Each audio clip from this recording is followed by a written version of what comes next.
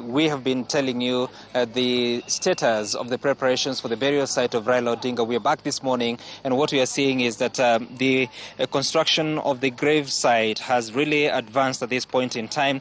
You recall that yesterday there were still the challenges of digging, but also later in the evening they were able to get to the point of starting to build it, to lay the slab, and now they have done the courses that they require to do so.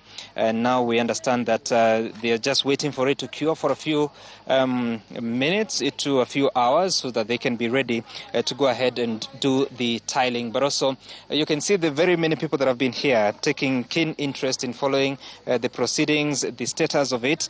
We have a gentleman here. He is the Chief Executive Officer of the National Construction Authority, Engineer Maurice Akech.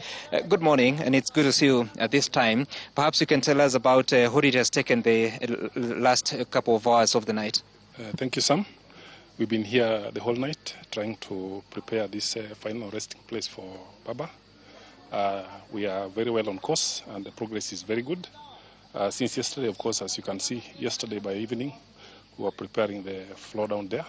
Now we've lifted the walling and we are now in the final stages of putting the finishes on the floor and the walls, and then we'll be done so that we are ready for tomorrow. So this is a very significant moment for us in history, because we are here to witness the construction of this very important facility that will carry Baba for the rest, what we call eternity.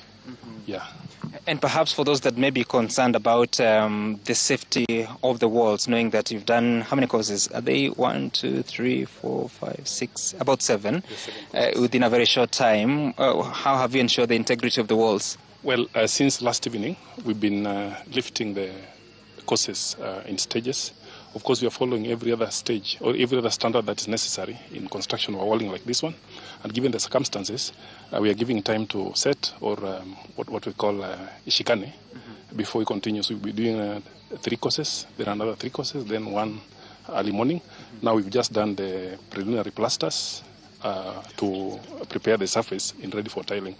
And because the wall is very short, to the extent that the structural strength of this particular material you're using is able to accommodate that particular structural stability. Because if you look at it, it's short, and then also the length is accommodative. It's not a normal building which is normally very long. Yeah.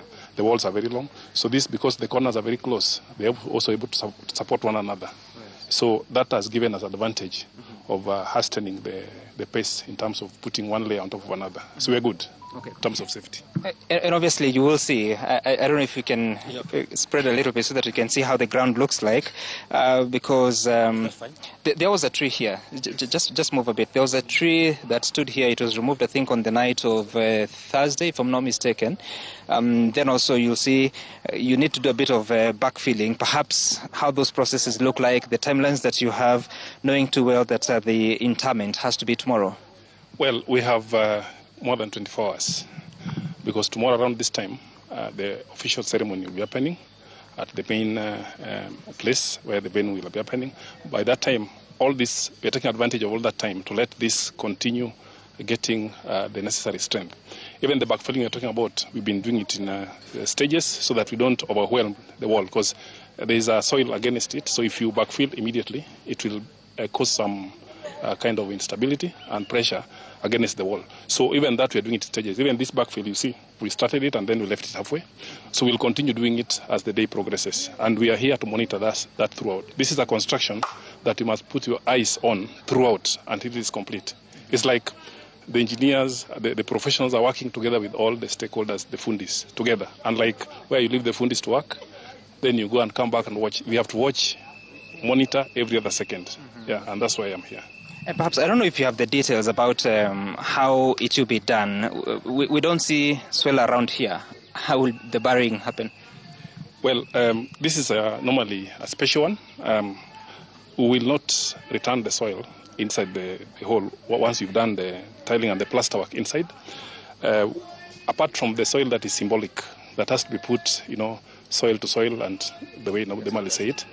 But after that, of course, we'll put the proper formwork, some kind of mabati, with the proper reinforcement, the Ds, the D12s, and then we cover then let it to dry. And then later, we'll do a finishing detail on top, much later.